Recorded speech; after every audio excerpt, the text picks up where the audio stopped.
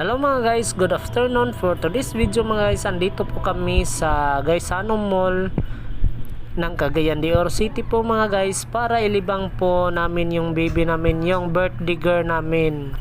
First birthday po niya mga guys, kaya ito dinala namin sa mall pagkatapos kaming magsimba, pagkatapos naming ipublish ni Father, kasi kahit na walang lechon, at least nagpapasalamat kami ng marami na